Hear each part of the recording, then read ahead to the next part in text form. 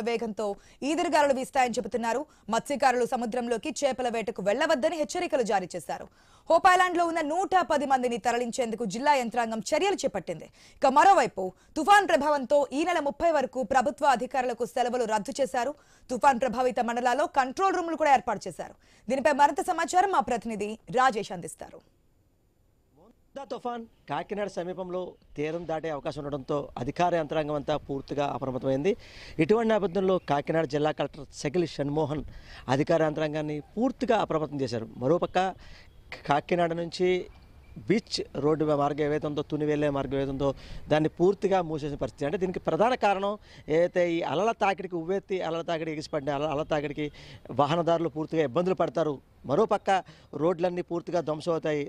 దీని కారణంతో అయితే పూర్తిగా అయితే బీచ్ రోడ్డు వెళ్ళే మార్గం అయితే పూర్తిగా మూసేసిన పరిస్థితి. మరోపక్క ఈ మోందా తుఫాను ప్రభావంతో ఇప్పటికే మత్స్యకార శాఖ అధికారులు పూర్తిగా అప్రమత్తమయ్యి మత్స్యకారులను కూడా ఎక్కడికెక్కడికి దండోరా వేయించి దీనికి వేటకే వెళ్ళకుండా అయితే పూర్తిగా వెళ్ళిన పరిస్థితి అయితే మరి చూడొచ్చు క్లియర్ వీడియోస్లో. దీనికంటే ఏవైతే ఈ సంబంధించి ఈ బోట్స్ ఏవైతే ఉన్నాయో బోట్స్ క్లియర్గా ఈ దీనికి రేవుకే పరిమితమైన పరిస్థితి అయితే. దీనికి ప్రధాన కారణం అంటే వెళ్ళడం అంటే దీనికి ఇలా వెళ్ళిన పరిస్థితి అయితే కనుక పూర్తిగా ఇబ్బందులు పడతారు.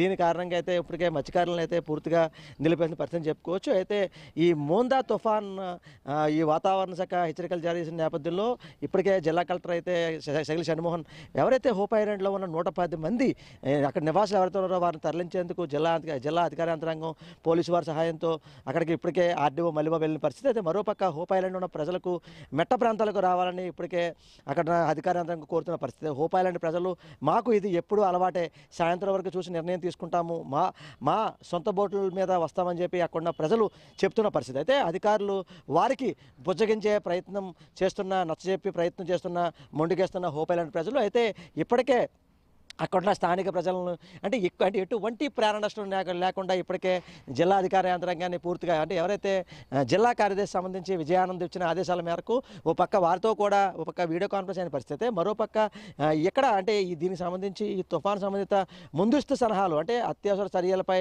ఈ వివిధ విభాగాలతో అయితే అధికారులతో చర్చించిన పరిస్థితి. అయితే మరోపక్క ఈ మోందా తుఫాను సంబంధించి ఈ నెల 27వ తేదీ లేదా రాత్రికి సంబంధించి కాకినాడ సమీపంలో తీరం దాటే అవకాశం ఉన్న నేపథ్యంలో ఇప్పటికే 26వ తేదీ ఆదివారం నుంచే ప్రభావం కనిపించే అవకాశం ఉన్నందున ప్రతి విభాగం సిద్ధంగా ఉండాలని తెలిపిన పరిస్థితి. అయితే అవసరమైన ఏవైతే పల్లపు ప్రాంతాల్లో ప్రజలకు సురక్షిత ప్రాంతాలు తరలించే దిశగా ఇప్పటికే ఏర్పాటు చేయాలని, మరోపక్క 14 తుఫాను పునరావాస కేంద్రాలు కూడా ఏర్పాటు చేసినట్లు, వాటితో పాటు ఈ తాగునీరు, పాలు, కూరగాయలు, అలాగే కొవ్వొత్తులు, జనరేటర్లు, డీజిల్ తదితర అవసరాలకు సిద్ధంగా ఉంచాలని చెప్పి ఇప్పటికే అధికారులకి ఆదేశాలు జారీ చేసిన పరిస్థితి. అంటే ఇప్పటికే అంటే ఈ వాతావరణ శాఖ హెచ్చరికలు జారీ చేసిన నేపథ్యంలో ఈ మోందా తుఫాను ప్రభావంతో అంటే ఇప్పటికే జిల్లా అధికార యంత్రాంగాన్ని పూర్తిగా నిమగ్నం చేసే పరిస్థితి. అయితే ఏవైతే ఈ బీచ్ రోడ్ సంబంధించి అటుపక్క వెళ్ళే రాకపోకలు పూర్తిగా నిలిచివేశారు. మరోపక్క మత్స్యకార శాఖ అధికారులు కూడా ఇప్పటికే మత్స్యకారులని ఆదేశాలు జారీ చేసిన పరిస్థితి.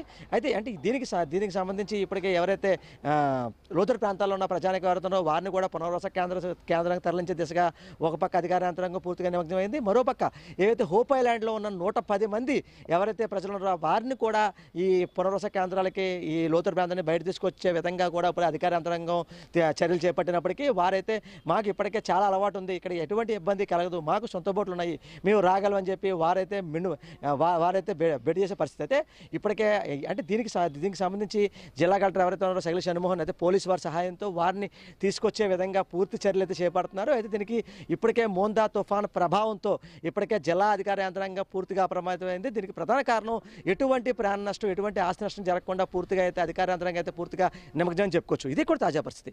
కెమెరా పర్సన్ సతీష్తో రాజేష్, ఐ న్యూస్, కాకినాడ జిల్లా, కాకినాడ నుంచి.